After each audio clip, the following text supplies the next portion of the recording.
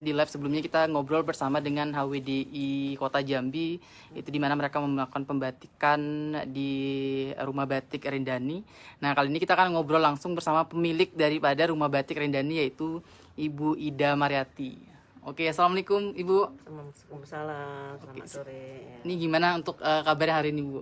Sehat-sehat alhamdulillah, dan pada hari ini juga Batik Rindani sedang ada kegiatan teman-teman HWDI, yaitu kegiatan rutin setiap seminggu pada hari Sabtu, dan juga kebetulan ada teman-teman mahasiswa WIN.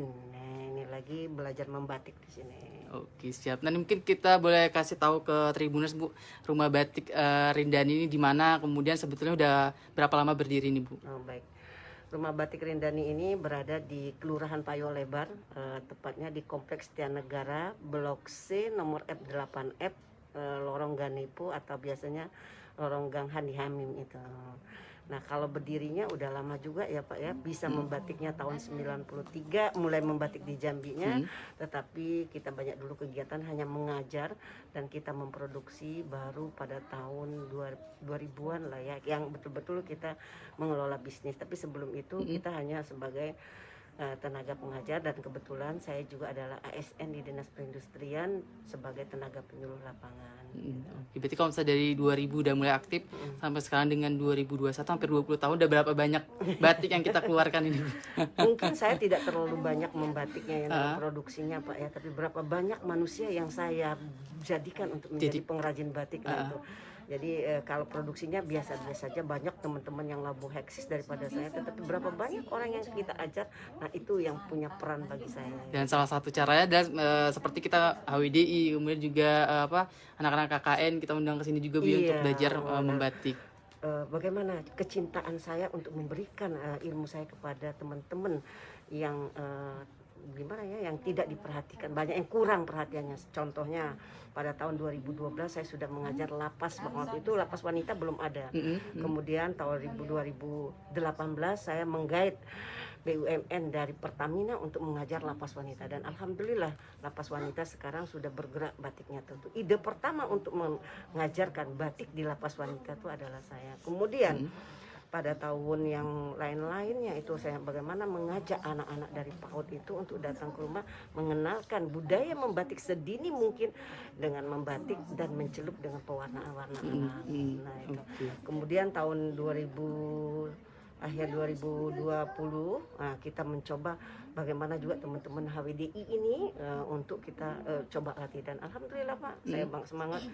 Teman-teman HWDI mempunyai semangat yang kuat, mempunyai keinginan maju yang banyak, dan akhirnya mereka ada beberapa orang yang sudah bisa bekerja sama dengan kita untuk mendapatkan suatu pekerjaan. Dan bahkan insya Allah tanggal 21 nanti kami bersama Petrocina untuk mengajarkan batik di Tanjung Jabang Barat, dan salah satu asisten kami adalah Mbak Rita, ini adalah Rosa, itu ada dari disabilitas, karena kita juga akan mengajar disabilitas yang ada di Tanjab Barat bekerjasama dengan BUMN Petrocina. Oh, berarti kalau untuk perusahaan Petrocina udah mulai melirik kita berarti ya, untuk bagaimana berkontribusi untuk dari segi batik. Nah, kalau kita bicara terkait dengan batik sendiri, Bu, untuk batik sendiri berapa banyak yang kalau mungkin dari segi pembatikan, ada berapa banyak motif-motif batik yang sebetulnya udah kita kita buat atau kita ajarkan ke anak didik kita nih? Jadi kalau prinsip motif batik bagi saya, kalau saya mengajarkan anak-anak tidak pernah mengajarkan motif, tapi bagaimana misalnya motif ini ceplak dong atau pisahkan, tidak. Tapi saya mengasihkan kertas putih selembar, kemudian tolong gambar motif apa saja menurut Anda, tetapi ingat Anda sekarang berada di mana? Berada di Provinsi Jambi. Tentu Anda melirik budaya Jambi, kemudian komoditas apa yang ada, komoditi apa yang ada di Jambi, makanan apa, dan nah, nanti dia akan tumbuhlah ide-ide kreatif. Mungkin gambarnya tidak bagus, tidak menarik. Nah, tugas kita akan menstilir bentuk gambar yang kasar itu menjadi gambar yang indah. Nah, misalnya saja Mbak, salah satunya pada tahun udah lama ya, nih desain motif saya ini adalah ini motif waktu saya ngelihat, saya pergi ke Sabak. Di sana tuh banyak sekali hutannya adalah bambu, ada nimbung.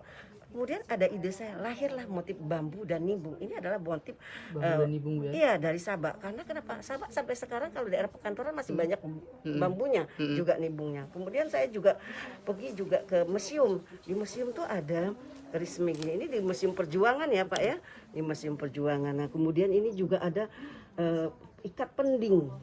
Maka lahirlah ini adalah pusako betua. Nama-nama dia sendiri itu adalah kreativitas mereka. Oh, masih dasar, ntar kita bakal menghasilkan yang lebih bagus lebih ya. bagus lagi. Tapi paling tidak bagaimana gaya dia memegang canting batik itu, seperti kita lihat di situ kan tadi kan. Lagi belajar. Oke, terima kasih Tribuners dimanapun berada telah menyaksikan live kita. Dan tadi kita akan buat program Mojok Tribun Jambi bersama Ibu Ida. Kita akan mengupas bagaimana sejarah dan filosofi dari batik yang ada di Jambi. Oke, demikian. Terima kasih Ibu Ida atas waktunya. Oke, demikian Tribuners, nantikan program live Facebook Tribun Jambi di kegiatan-kegiatan lainnya.